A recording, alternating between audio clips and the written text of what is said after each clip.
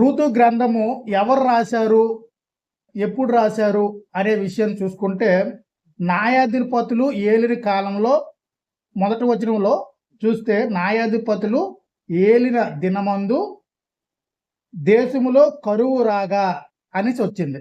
ఓకేనా? న్యాయాధిపతులు ఏలిన దినముల్లో దేశములో కరువు రాగా అని చూసాం. అంటే ఈ యొక్క గ్రంథము రాసే కాలాన్ని మనం అబ్జర్వేషన్ చేస్తే, న్యాయాధిపతులు ఉన్న కాలంలోనే మాత్రమే ఈ గ్రంథము రాయబడి ఉంది అన్నది వాస్తవంగా మనకి తెలియజేయబడుతుంది. కొంతమంది ఏం చెప్తారంటే సమూయేలు రాసి ఉంటారు అని కొంతమంది చెప్తారు. ఏదైతేనేమి అక్కడ సరైన కాలం అనేది మనకి నిర్ణయింపబడలేదు కాబట్టి కాలాన్ని కరెక్ట్గా మనం మెన్షన్ చేసి చెప్పలేము. కానీ దేవుడు మనకి ఆ గ్రంథాన్ని రాసి ఇచ్చినందుకు ఆ గ్రంథంలో ఉన్న విషయాలను మనం అర్థం చేసుకోవాలి తప్ప, ఆ గ్రంథము ఎప్పుడు రాయబడింది అనే విషయాన్ని మనం అంతా గుచ్చి చూడవలసిన అవసరం లేదు. అయితే న్యాయాధిపతుల కాలంలో రాయబడింది, దేవుడు చెప్పాడు అంతే, మన మైండ్లో ఫిక్స్ అయిపోవాలి. కాబట్టి న్యాయాధిపతుల కాలంలో అంటే ఏ న్యాయాధిపతుల కాలంలో రాయబడిందండి? 13 మంది న్యాయాధిపతులు ఉన్నారు కదా, సమూయేలు కూడా న్యాయాధిపతే కదా. సమూయేలు కాలంలో ఏమైనా, న్యాయాధిపతుల కాలం అయిపోయిన తర్వాత సమూయేలు కాలంలో ఏమైనా రాయబడి ఉందా? ఇట్లాగా వారి యొక్క మనిషి ఆలోచనకు తగ్గట్టుగా అనేక విధాలుగా ఆలోచించవచ్చు. కానీ దేవుడిచ్చిన సమాచారం ఎంతవరకు అంటే న్యాయాధిపతుల కాలంలో అని చెప్పాడు కాబట్టి న్యాయాధిపతుల కాలంలో అని మనం ఫిక్స్ చేసుకుందాం. ఇంకా ఏ న్యాయాధిపతుల కాలంలో జరిగిందనేది స్పష్టంగా దేవుడు చెప్పలేదు కాబట్టి అక్కడ మనం ఒక మైండ్ని కొద్దిగా అనుకూలంగా పెట్టుకొని మన యొక్క స్థిరత్వం అంతా కూడా దేవుని వాక్యం పైకే వెళ్ళేటట్లుగా చూసుకోవాలి. కాబట్టి ఏ న్యాయాధిపతుల కాలంలో రాయబడిందో ఇది దేవుని గ్రంథమని ఎట్లా చెప్పగలము అని చాలామంది ఆలోచించవచ్చు. కానీ ఏదైతేనేమి దేవుని గ్రంథంలో మన 66 పుస్తకాల్లో ఇది ఒక పుస్తకంగా ఇవ్వబడింది కాబట్టి న్యాయాధిపతుల కాలంలో రాయబడిన వాక్యం అని ఫస్ట్ వాక్యమే చెప్పబడింది కాబట్టి న్యాయాధిపతుల కాలంలో రాయబడింది. ఎవరైనా అడిగితే మనం సమాచారం ఇదే చెప్పాలి. కాబట్టి మనం ఊహించి న్యాయాధిపతులు ఒత్నియేలు కాలంలో రాయబడిందండి, మొదటి న్యాయాధిపతి అయిన ఒత్నియేలు కాలంలో రాయబడింది, లేకపోతే దెబోరా కాలంలో రాయబడింది, లేకపోతే గిడియోన్ కాలంలో రాయబడింది అని మనం చెప్పడానికి ఆధారాలు లేవు. ఓకేనా? ఒక ఖచ్చితమైన ఆధారాలు లేవు. కానీ ఏం చెప్తున్నామంటే న్యాయాధిపతుల కాలంలో రాయబడింది అని చెప్పడానికి మాత్రమే మనము ఆధారాలన్నీ ఉన్నాయి కాబట్టి దేవుడు ఇచ్చాడు కాబట్టి ఆ ఆధారాన్ని బట్టి ముందుకెళ్దాం. ఎవరు రాశారు ఈ గ్రంథాన్ని, ఎవరు రాశారు అన్నదానికి కూడా ఆధారాలు లేవు.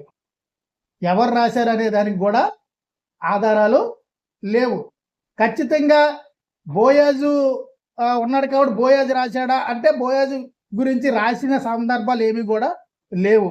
సమూయేలు రాసి ఉంటారా అన్నది చూసుకుంటే సరైన సమాచారం అనేది లేదు కాబట్టి ఎవరు రాశారు అనే విషయాన్ని కూడా మనం ఖచ్చితంగా చెప్పలేం అంతే. ఇక్కడ ఉన్న సమాచారాన్ని బట్టి మనం ఖచ్చితంగా ఎవరు రాశారు, ఏ కాలంలో ఖచ్చితంగా రాయబడింది అనే సమాచారం మాత్రము, ఎవరు రాశారు, ఏ కాలంలో ఈ యొక్క న్యాయాధిపతి ఉన్న కాలంలోనే రాయబడి ఉన్నది అని కూడా మనం చెప్పలేని పరిస్థితి ఈ గ్రంథం పైన ఉంది. కాబట్టి మనం ఖచ్చితంగా ఏం చెప్పాలంటే ఎవరు రాశారో నాకు తెలియదండి అని చెప్పగలగాలి. ఉన్నది ఉన్నట్లుగా చెప్పగలగాలి. మన ఊహలకి దేవుని యొక్క గ్రంథాన్ని తిప్పకూడదు. దేవుని గ్రంథం ఏం చెప్తుందో దానికి అనుగుణంగా మన యొక్క ఉద్దేశాలను స్థిరపరచుకోవాల్సిన అవసరం ఉంది. ఇక్కడ క్లియర్ అండి మీకు. ఓకేనా? ఎవరు రాశారు, ఎప్పుడు రాశారు అంటే న్యాయాధిపతుల కాలంలో రాయబడింది. ఎవరు రాశారు అనేది ఎవరికి కూడా తెలియని సమాచారం. ఓకేనా? అయితే ఋతు గ్రంథము వంశావళి పరిశీలిస్తే ఒక ముఖ్యమైన విషయాన్ని తెలియజేస్తుంది. ఒక ముఖ్యమైన విషయం ఏంటి? వారి యొక్క రూతు యొక్క గర్భం నుండి దావీదు వస్తాడనేసి తెలియజేయబడుతుంది. చూడండి 4వ అధ్యాయము 18 నుంచి 21 వచ్చిన అనుకోవాలి. రూతు యొక్క గర్భం నుండి రూతు నుంచి మనకి దావీదు వస్తాడనేది చెప్పబడుతుంది. అంటే దావీదు గురించి మనకి సమాచారం కావాలి కాబట్టి. రూతు గ్రంథము 4వ అధ్యాయము 18 నుంచి 21. పేరేసు వంశావళి ఏదనగా 17 నుంచి చదవండి. ఆమె పొరుగు స్త్రీలు ఆ, నయోమి కొరకు కుమారుడు పుట్టినని చెప్పి ఆ, అతనికి ఓబేద్ అని పేరు పెట్టి ఓబేద్ అని పేరు పెట్టి అతడు దావీదునకు తండ్రి అయిన యెష్షయి యొక్క తండ్రి. పేరేసు వంశావళి ఏదనగా పేరేసు హెస్రోను కనెను, హెస్రోను రాము కనెను, రాము అమ్మినాదాబును కనెను, అమ్మినాదాబు నయస్సోను కనెను, నయస్సోను సల్మాను కనెను, సల్మాను బోయజును కనెను, బోయజు ఓబేదు కనెను, ఓబేదు యెష్షయి కనెను, యెష్షయి దావీదును కనెను. బోయాజు నుంచి మనం చూసుకుంటే 20వ వచనంలో బోయాజు ఎవరిని ఓబేదుని కనెను, ఓబేదు యెష్షయిని కనెను, యెష్షయి దావీదుని కనెను. ఎన్ని తరాలు ఉన్నాయి అక్కడ?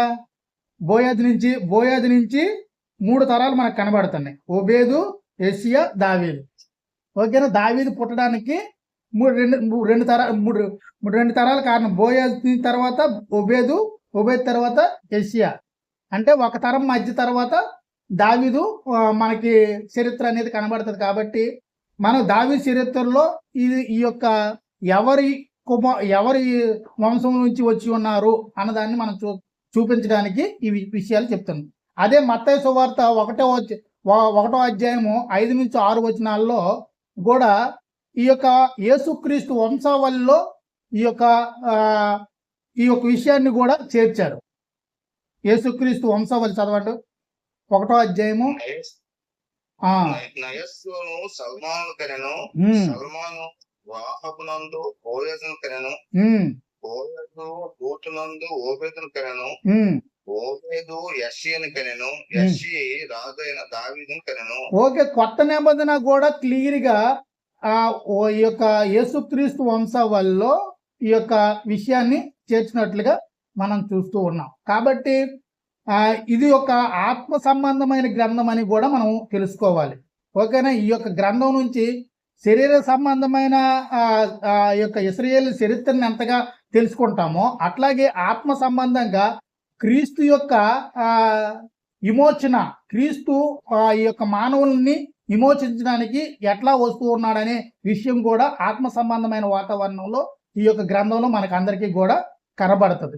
కాబట్టి ఇక్కడ మనం చూసుకుంటే న్యాయాధిపతుల కాలంలో ఈ యొక్క రూతు గ్రంథం రాయబడిందని చూస్తున్నాం. కాబట్టి ఈ బోయాజు యొక్క వంశావళిని క్రమాన్ని చూసుకుంటే దావీదుని గుర్తించే విధానంలో ఈ యొక్క రూతు గ్రంథము ఉన్నట్లుగా మనం చూస్తున్నాం. చరిత్రక నేపథ్యం ఏంటంటే రూతు ఎవరికి తల్లి? దావీదు యొక్క వంశంలో ఉన్న ఓబేదుకి తల్లి అనేసి మనం ఈజీగా కనిపెట్టగలుగుతున్నాం.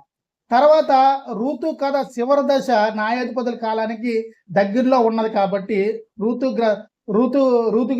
రూతు గ్రంథము చివరి దశలో న్యాయాధిపతుల కాలానికి దగ్గరగా ఉంది. కాబట్టి దాన్ని ఖచ్చితంగా తేదీ అనేది మనము చెప్పలేము. కాబట్టి న్యాయాధిపతుల కాలంలో జరిగింది అనేది ఖచ్చితంగా మనం ఊహించాలి. ఎందుకంటే మనకి బోయాజు నుంచే దావీదు వచ్చి ఉన్నాడనేసి మనకి క్లియర్గా కనిపెడుతుంది. కాబట్టి రూతు గ్రంథాన్ని ఎవరు రాశారనేది ఖచ్చితంగా ఎవరు కూడా చెప్పలేని సమాచారం. కాబట్టి దాని గురించి ఎక్కువగా ఆలోచించకూడదు అనేది నా అభిప్రాయము. కాబట్టి ఆ విషయాల్లో మీరు ఖచ్చితంగా ఉంటారనేది నేను భావిస్తున్నాను. అయితే ఈ యొక్క రూతు గ్రంథము మొదటి వచనంలో ఎట్లా చదవండి. 1వ వచనం చూడండి. అక్కడ కరువు వచ్చింది. ఓకేనా? ఏ న్యాయాధిపతుల కాలంలో కరువు వచ్చిందో ఖచ్చితమైన సమాచారం లేదు. కానీ ఏదో ఒక న్యాయాధిపతి కాలంలో రూతు గ్రంథము రూతు కథ నడుస్తూ ఉన్నప్పుడు కరువు వచ్చింది. ఓకేనా? ఆ కరువు సందర్భంగా కరువును బట్టి ఆ యొక్క దేశంలో వీళ్ళు ఉండలేని పరిస్థితి ఏర్పడింది. కాబట్టి ఎవరు ఉండలేదు అనేది మనం క్లియర్గా ఈ రూతు యొక్క బంధుత్వాలు ఏంటి, బంధాలు ఏంటి, ఈ రూతు ఎవరు అనే విషయాన్ని కూడా ఇప్పుడు మనము తెలుసుకోవడానికి ప్రయత్నం చేద్దాం. కాబట్టి ఇక్కడ యోధా 1వ వచనంలో ఆ దేశానికి కరువు వచ్చింది. బెతలెహేము నుండి ఒక మనుషుడు తన భార్యను తన ఇద్దరు కుమారులను ఎంటబెట్టుకొని మోయాబు దేశమున కాపురముండుటకు వెళ్ళెను. అంటే యోధా బెతలెహేములో బాగా కరువు వచ్చింది ఆ సమయంలో. ఆ కరువుని జయించలేక ఆ కరువు నుండి వారు బతకడానికి ఏం చేశారంటే మోయాబు దేశంలో కరువు లేదు కాబట్టి మోయాబు దేశంలోకి వెళ్ళి అక్కడ కరువు నుండి వారు బయటపడడానికి ప్రయత్నిస్తున్నట్లుగా ఇది అక్కడ తెలియజేస్తుంది. కాబట్టి వాళ్ళు యోధా బెతలెహేము ఎక్కడ ఉంది? కానాను దేశంలో ఉంది. యోధా బెతలెహేము ఎక్కడ ఉంది? కానాను దేశంలో ఉంది. కానాను దేశం నుండి వాళ్ళు ఎక్కడికి వెళ్ళారు? మోయాబుకి వెళ్ళారు. ఈ మోయాబు ప్రాంతం ఎక్కడ ఉంది? యోర్దాను అవతల ఉంది. ఓకేనా? యోర్దాను అవతల మోయాబు ఉంది.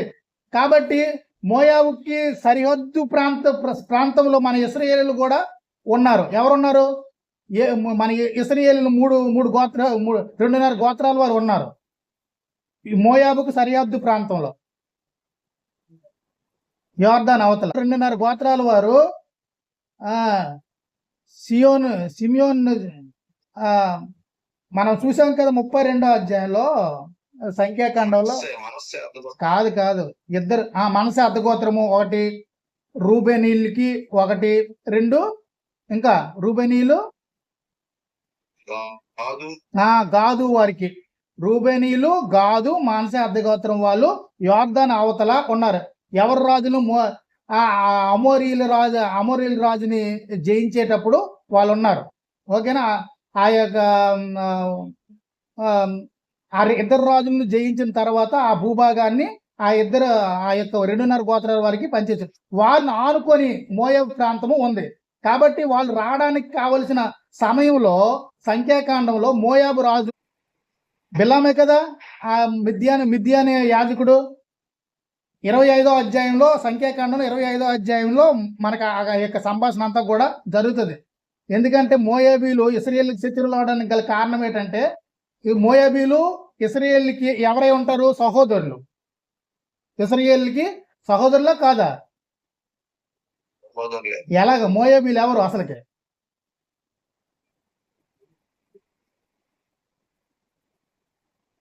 మోయాబీలు ఎవరు? అంటే మోయాబీలు ఎవరి సంతానం? ఎవరి సంతానం? మన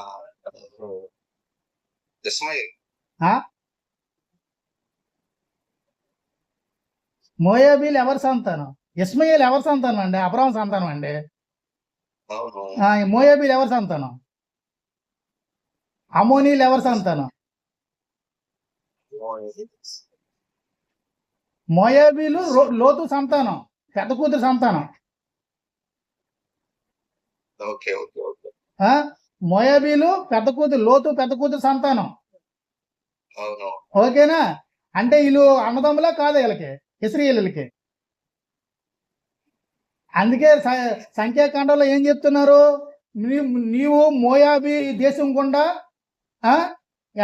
వెళ్ళకు, దాని చుట్టూ గుండా వెళ్ళు. ఎందుకంటే వారికి సమాచారం పంపు, మోయాబీలకి సమాచారం పంపు, నీ దేశం గుండా మేము వెళ్ళడానికి అవకాశం కల్పించండి. వాళ్ళ దేశం గుండా వెళ్ళకని చెప్పేటప్పుడు మోయాబీ రాజు అయిన సిసీరా ఏం చేశాడంటే బాలాకు, నీవు ఆ యొక్క ప్రజలు వచ్చేస్తున్నారు కాబట్టి వాళ్ళతో ప్రజలు ఈ యొక్క భూభాగం గుండా వెళ్తే మొత్తం నాశనం చేస్తారు, కాబట్టి వారిని వెళ్లకుండా చెయ్యనేసి వాళ్ళతో వాళ్ళని ఈ ప్రాంతం గుండా వెళ్లకుండా చేస్తే మన యొక్క భూభాగాలు సస్యశ్యామలంగా ఉంటాయని చెప్పినప్పుడు వాళ్ళు ఏం చేస్తారంటే ఈయన యుద్ధానికి తీసుకుంటాడు. యుద్ధానికి తీసుకోవడానికి వెళ్తే ఆ ప్రజలను మనం ఎలాగా జయించలేము, వాళ్ళు బహుజనము, వాళ్ళు ఎంతో మందిని జయించుకొని వస్తున్నారు. కాబట్టి మిద్యాని యాజకుడైన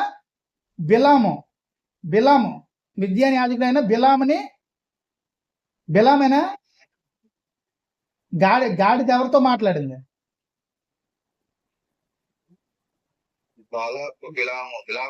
బిలామే కదా, బిలామే యాజకుడు. బాలాకు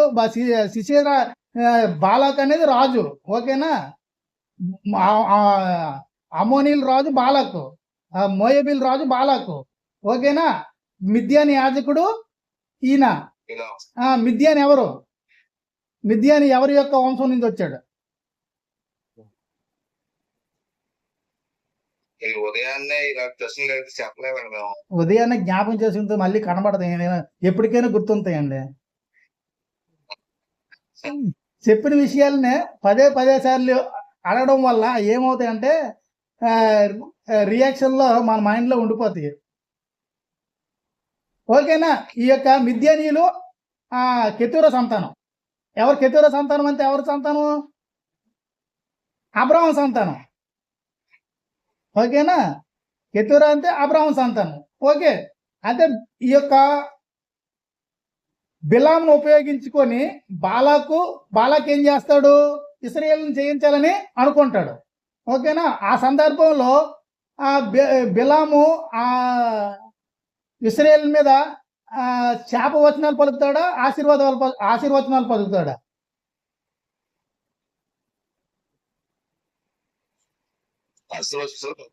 అయితే బాలాకు ఏ వచనాలు పలకమని ఆ యొక్క యాజకుడిని కోరాడు? నీవు వాళ్ళని చెప్పిస్తే వారిని నేను జయించగలను. నీవు వాళ్ళని చెప్పిస్తే నేను వారిని జయించగలను. కాబట్టి నువ్వు చెప్పించు, నువ్వు దేవుని సేవకుడు కాబట్టి నువ్వు చెప్పించు అంటే ఆయన దేవుని దగ్గర ఎంత మొరపెట్టినా ఆశీర్వాదాలు పలకడానికే ముందుకు వచ్చాడు.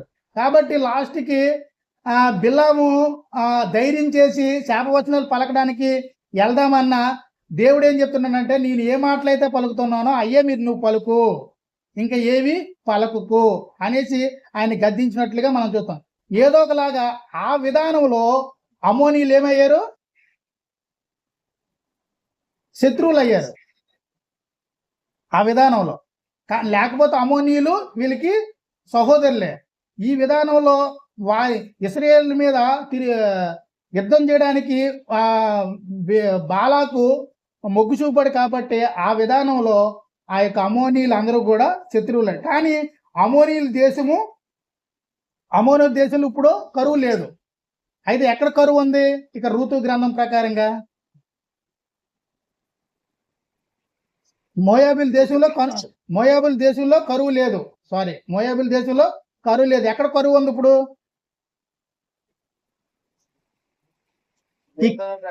ఓకే, కరువు సందర్భాలు మన యొక్క పితరులైన ఎవరెవరు అనుభవించారు?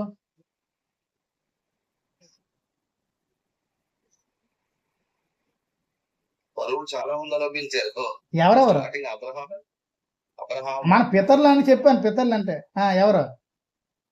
అబ్రహాము, ఇస్సాకు, యాకోబు. వీళ్ళందరూ కూడా కరువు సందర్భాలని అనుభవించారు. కాబట్టి ఇది ఈ కానాన్ దేశంలో కొత్త కరువు ఏమీ లేదు. అనుభవించిన కరువులే ఎక్కువ ఉన్నాయి. కానీ ఈ యొక్క ప్రజల్లో ఈ కరువు ఉన్నప్పుడు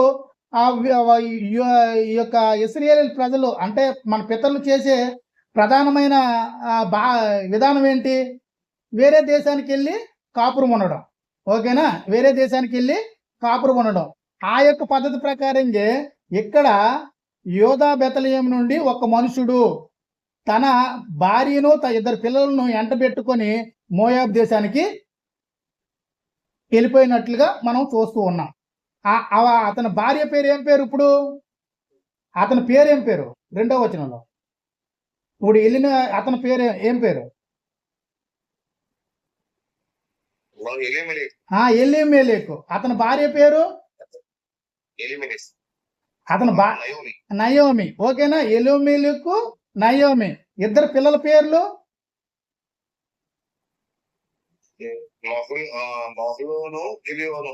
మహులోను, కిలిహోను. ఓకేనా? క్లియర్గా ఉన్నదా? ఇద్దరు పిల్లలు, అతని పేరు, అతని భార్య పేరు మన కథలో ఇప్పుడు శాశ్వతంగా ఉండేది ఎవరెవరు? నయోమి కథలో శాశ్వతంగా మనకు కనబడుతుంది. వీళ్ళందరూ కూడా ఏమవుతారంటే ఆ దేశం మోయాబు దేశంలో చనిపోతారు. ఓకేనా? మోయాబు దేశంలో ఇద్దరు పిల్లలకి కూడా వీళ్ళు పెళ్లిళ్ళు చేశారు. 4వ వచనం చూడండి. మోయాబులో మోయాబు స్త్రీలను వీళ్ళకి పెండ్లు చేశారు, ఇద్దరు కొడుకులకి. వారు మోయాబు స్త్రీలను పెళ్లి చేసుకునేది. వారు మోయాబు స్త్రీలను పెండ్లు చేసుకున్నరి. తర్వాత వారి పేర్లు, కోడల పేర్లు ఏం పేర్లు? వారిలో ఒక దాని పేరు వార్పా, ఇంకొక దాని పేరు, రెండవ దాని పేరు రూతు. ఓకేనా? ఇప్పుడు రూతు ఈ కథలో పరిపూర్ణంగా ఉంటది, నయోమి పరిపూర్ణంగా ఈ కథలో ఉంటది. ఓకేనా? తక్కిన వాళ్ళందరూ కూడా చనిపోతారు. వార్ప తన కోడలు చిన్న కోడలు ఏం చేస్తుందంటే నయోమిని విడిచి వెళ్ళిపోద్ది అనేది మనం చూస్తాం. ఓకేనా? ఇప్పుడు 6వ వచనం చూడండి.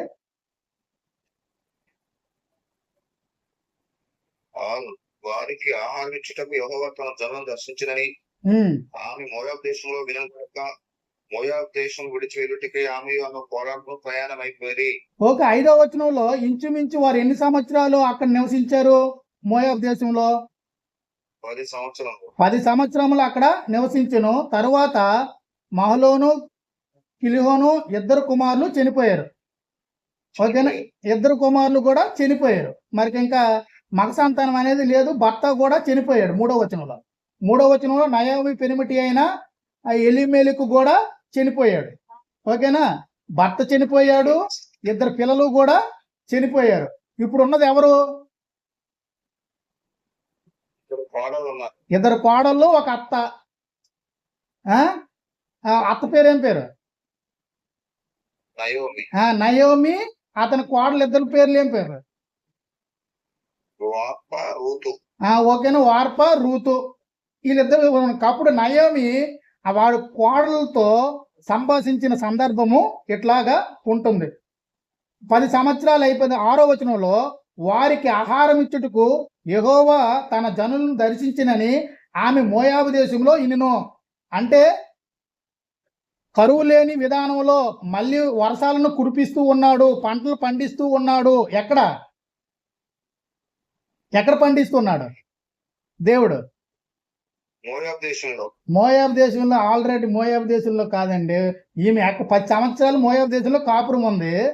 ఇప్పుడు వీళ్ళు ఎక్కడి నుంచి వచ్చారు మోయాబు దేశానికి? యోధా బెత్లెహేములో మళ్ళీ దేవుడు వర్షాలను పుట్టిస్తున్నాడు, పంటలు పండిస్తున్నాడు, ఆహారాన్ని సమృద్ధిగా దయచేస్తూ ఉన్నాడు అనే విషయాన్ని ఎవరు తెలుసుకున్నారు?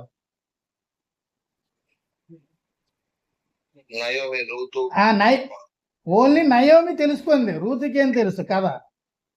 ఓకే, నయోమి తెలుసుకుంది. ఎందుకంటే నయోమి అక్కడి నుంచి వచ్చింది కాబట్టి, ఏ సందర్భంలో వచ్చిందో నయోమికి తెలుసు కాబట్టి నయోమి తెలుసుకుంది. నయోమి తెలుసుకున్న తర్వాత తన ఇద్దరు కోడలతో ఏమైనా సంభాషిస్తుందంటే, తన ఇద్దరు కోడలను చూచి మీరు మీ తల్లులు ఇంటికి తిరిగి వెళ్ళండి, ఎందుకంటే నా కొడుకులు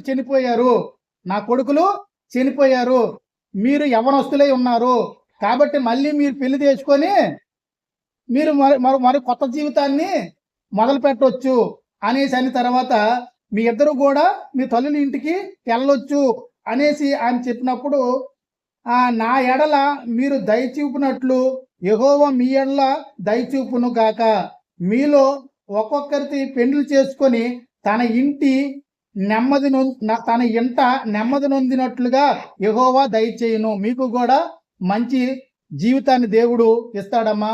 నన్ను విడిచిపెట్టి మీరు వెళ్ళిపోండి, మీరు మీ యొక్క తల్లిదండ్రుల ఇంటికి వెళ్ళిపోతే అక్కడ మీ తల్లిదండ్రులు మీకు మళ్ళీ పెళ్లి చేసి మంచి జీవితాన్ని కట్టబెడతారు. ఇంకా నేను ముసలిదాన్ని కాబట్టి నా యొక్క జీవితాన్ని నేను నా యొక్క దేశానికి వెళ్ళి చూసుకుంటున్నాను. ఈ విషయాలన్నీ ఎక్కడ చెప్తుంది నయోమి?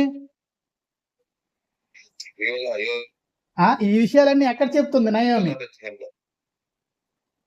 ఇంకెళ్ళలేదు, యోధా బెత్లెహేముకి వెళ్ళలేదు. యోధా బెత్లెహేముకి ఆమె వెళ్ళలేదు. యోధా బెత్లెహేములో కరువు కష్టాలు అనేవి లేకుండా ఉన్నాయి. అక్కడ ఉన్న ప్రజలకి ఆహారము సమృద్ధిగా దేవుడు దయచేస్తున్నాడు, మంచి పంటలను ఇస్తున్నాడని తెలుసుకున్నది. కానీ ఈమె ఎక్కడ ఉంది? మోయాబు దేశంలోనే, మోయాబులోనే ఉంది. మోయాబులో ఉండే వారి యొక్క కోడలను ఏం చేస్తున్నారు? మీరు మీ యొక్క ఇళ్ళకి వెళ్ళిపోమని చెప్పడంతో వెంటనే ఒక కోడలు తన యొక్క మనసును మార్చుకున్నట్లుగా కనబడుతుంది. కాబట్టి 12వ వచనం చదవండి. వెళ్ళిపోయింది వాడు చూడండి, చదవండి. వచ్చింది నా కుమార్తె ఇక్కడ ఆమె సంభాషణ ఏంటంటే, ఇప్పుడు 12వ వచనంలో ఆమె భావన, ఆమె బాధ ఏంటన్నది చెప్తారు. 11, 12 వచనాలు చదవండి. సార్ 11 చదువుదాం. 11 నుంచి చదవండి. నయోమి నా కుమార్తెలారా ఓకే. మీరు మరులుడి, నాతో కూడా మీరు రానేలా.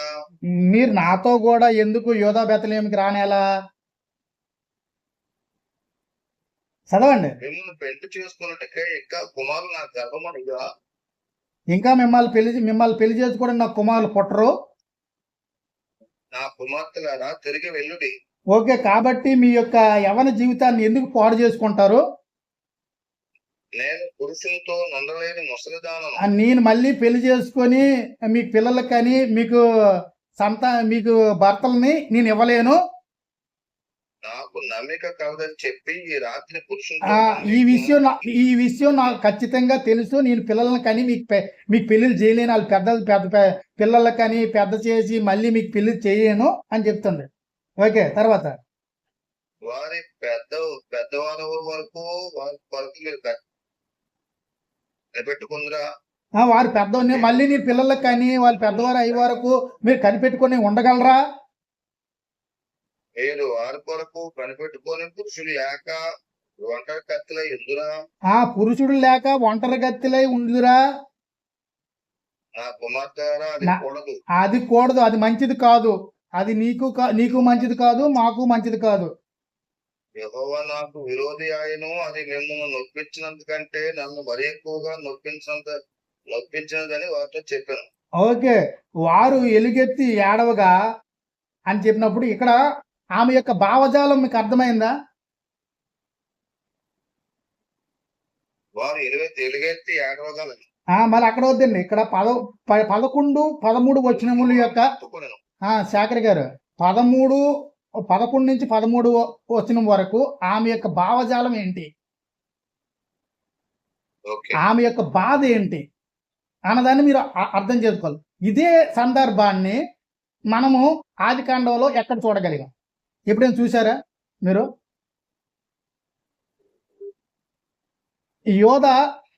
యోధ విషయంలో, యోధ తన కోడల విషయంలో, తామారు విషయంలో ఏం చేశాడు అనేది మీకు తెలుసా?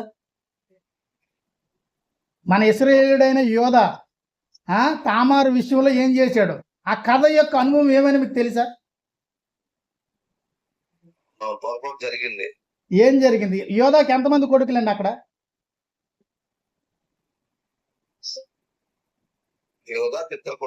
ఇద్దరా? చూడండి.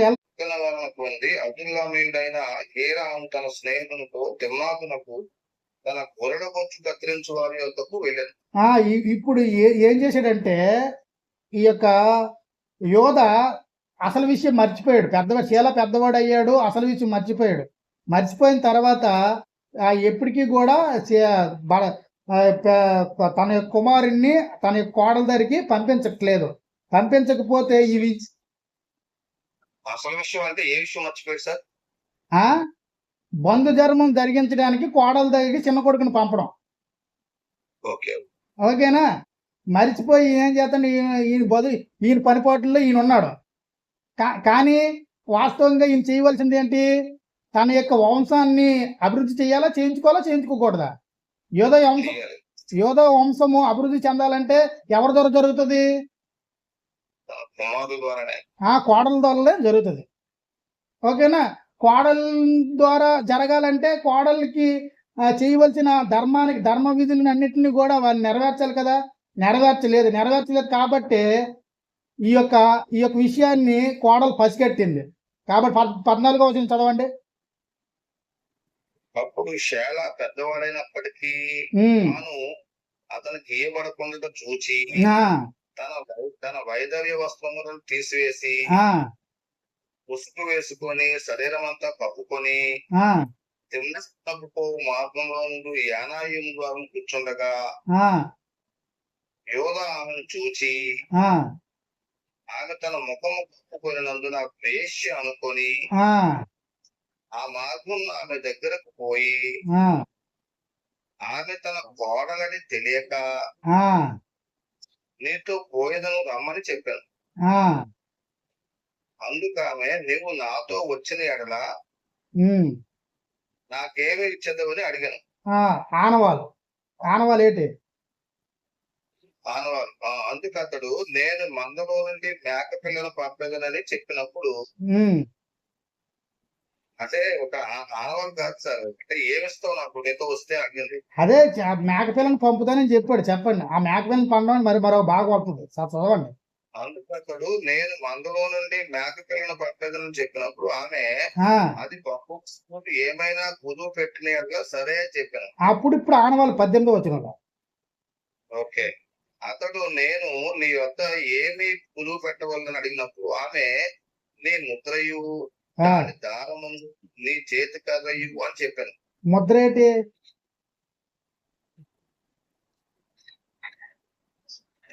ఆ, ముద్ర అంటే వేలు ఉంగరం అనుకుంటున్నాను. అదే ఏదో ఒకటి. ఆ, ఆనంద్ గారు, ముద్ర అంటే ఏంటి? పిల్లలు పుట్టించు అంటే నీ దగ్గర నుంచి మానకు ద్వారా కాని కాదు, ముద్ర ముద్ర అంటే ఏంటి? కుదువు పెట్టమని చెప్పి కదా నీ ముద్ర, దాని దారమును, నీ చేతికర్రని, నీ చేతికర్రను పెట్టండి అని చెప్పారు. ఓకేనా? ముద్ర అంటే ఏంటో తెలియదు, కానీ దాని దారం అంటే దారం ఏదో ఉండొచ్చు, అంతవరకు ఆలోచించండి. నీ చేతికర్ర ఉంటే సరిపోతుంది. ఎందుకంటే రేపు పొద్దున్న ఇది నువ్వు పంపిస్తానన్నావు కాబట్టి నీవే ఆ మనుషుడువు అనడానికి, చెప్పడానికి. ఎందుకంటే ఈ ముసుగేసుకొని సంసారం చేసేస్తుంది కదా, అది సమస్య. ఓకేనా? దాన్ని బట్టి ఆమెకు మాత్రము తన మామని తెలుసు, కానీ ఆయనకి అతని కోడలని తెలియదు. అదే సందర్భము. కాబట్టి ఆ కోడలని నీవే ఈ పని చేశావు అని నిరూపించుకోవడానికి ఈ యొక్క ఆనవాలన్నింటినీ కూడా ఉపయోగించినట్లుగా మనం చూస్తూ ఉన్నాం. కాబట్టి ధర్మం ఏంటి? వాస్తవంగా యోధ నీతిమంతుడని నిరూపించుకోవాలంటే తన యొక్క కుమారుడైన శీలాని తన యొక్క కోడలకి ఇచ్చి వివాహం చేయాలి. కానీ అది చేయలేదు కాబట్టి కోడలు బరి తెగించే అవకాశం వచ్చింది. అంతే, ఇక్కడ బరి తెగించడమే కదా యేసు అవతారం ఎత్తడం అంతే. ఓకేనా? అవతారం ఎత్తింది. కాబట్టి ఈ యొక్క విషయాల్లో మనం చూసుకుంటే అప్పుడు లాస్ట్గా తన కోడలు గర్భవతి అయిందని తెలుసుకుంటాడట. అయితే ఎట్లాగైనా కోడల్ని ఎడగొట్టుకోవడానికి ఒక అవకాశం దొరికింది కాబట్టి కోడలు గర్భవతి అని తెలుసుకునే అవకాశం వస్తుంది. 21 చదవండి. 21. కాబట్టి అతడు మార్గమందు యానాయమునందు నుండిన ఆ వేశ్య ఎక్కడుందని ఆ చోటి మనుషుగా అడుగగా వారు ఇక్కడ వేశ్య ఎవరి లేదని చెప్పారు. కాబట్టి అతడు యోధా తిరిగి వెళ్ళి, ఆమె నాకు కనపడలేదు, మరియు ఆ చోటి మనుషులు ఇక్కడికి వేశ్య ఎవరి రాలేదని చెప్పారని చెప్పినప్పుడు యోధా మనలను అపహాస్యం చేస్తారేమో, ఆమె వాటిని ఉంచుకొననేమో, ఇదిగో నేను ఈ శాఖలను పంపించి ఆమె నీకు కాపాడలేదని. 24వ వచనంలో రమారామి 3 నెలలైన తర్వాత నీ కోడలకు తామారు జారత్వం చేసెను, అంతేకాక ఆమె జారత్వం వలన గర్భవతి అయినని యోధాకు తెలపబడెను. నీ కోడలు ఏం చేసిందట? జారత్వం చేసెను. ఓకేనా? కాబట్టి జారత్వం తీయబడిందని తెలపబడ్డప్పటికి ఈ మనసు ఏమైపోయిందంటే, యోధ ఆమెను బయటకు తీసుకురండి, ఆమెను కాల్చివేద్దామని కోపం వచ్చింది. నాకు కుమారుణ్ణి ఇచ్చేంత వరకు ఆమె ఉండదా అనేసి నింద ఆమె మీద మోపడానికి ప్రయత్నం చేసినట్లుగా మనం చూస్తూ ఉన్నాం. కాబట్టి వెంటనే ఆమెను బయటకు తీసుకురండి, ఆయన కాల్చేద్దాం. అంతే. ఆ దినాల్లో జారత్వం చేస్తే అలాంటి వారిని కాల్చి చంపాలనే ఒక నిర్ణయానికి కూడా ఉండేటట్లుగా మనం చూస్తూ ఉన్నాం. 25వ వచనంలో ఆమెను బయటికి తీసుకొని వచ్చినప్పుడు ఆమె తన మామ వద్ద మామ వద్దకు ఆమె వస్తువులను పంపెను. ఇవి ఎవరవో ఆ మనుషుని వలన నేను గర్భవతిని అయితిని. ఈ ముద్ర, ఈ దారము, ఈ కర్ర ఎవరవో దయచేసి గుర్తుపట్టమని చెప్పమనెను. యోధ వాటిని గుర్తుపట్టి, నేను నా కుమారుడైన శాలాను ఆమెకి ఇయ్యలేదు గనుక ఆమె నాకంటే నీతిమంతురాలని చెప్పి మరి ఎప్పుడు ఆమెని కూడకుండెను. ఆమె ప్రసవ కాలమందు కలవలవారు ఆమె గర్భమున పుట్టిరి. ఆ పుట్టినవారు ఎవరు చూడండి, ఆ పుట్టినవారి పేర్లు చూడండి. అప్పుడు తన 29 ఉందండి. 29. అతడు తన చెయ్యి వెనక్కి తీసినప్పుడు అతని సహోదరుడు బయటకు వచ్చాను. అప్పుడు ఆమె నీ వేళ భేదించుకొచ్చును, అందుచేత అతనికి పేరేష్ అని పేరు పెట్టబడి. పేరేష్, ఓకేనా.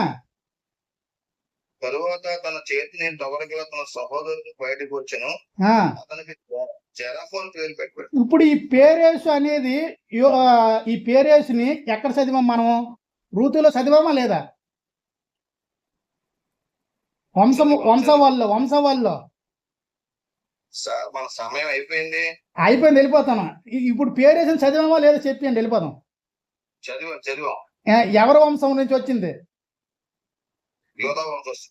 యోధా వంశం నుంచి ఈ పేరేసు వచ్చాడు, ఓకేనా. ఈ పేరేసు వంశం నుండి ఎవరు వచ్చారు? బోయేజు వచ్చాడు. బోయేజు వంశం నుంచి ఎవరు వచ్చారు? దావీదు వచ్చాడు. దావీదు వంశం నుంచి ఎవరు వస్తారు? యేసుక్రీస్తు వస్తారు. అది ఇక్కడ కథ ఏంటంటే, అక్కడ ఉన్న ఒక్క నీతి కార్యం బట్టి దేవుడు తామారు యోధా ద్వారా ఈ యొక్క పేరేస పుట్టడానికి కారణమయ్యాడు. ఎందుకు కారణం ఏంటి అని చూస్తే, యోధా చేసిన చిన్న మిస్టేక్ వలన ఈ యొక్క మొత్తం అంతా కూడా కథ జరిగినట్లుగా మనం చూస్తున్నాం. కాబట్టి ఇందులో ఉన్న నీతిని మనం నేర్చుకోవాలి ఏంటంటే, బంధు ధర్మం అనేది చాలా ముఖ్యమైన పాత్ర ఆ దినాల్లో పోషించింది. ఎవరికైతే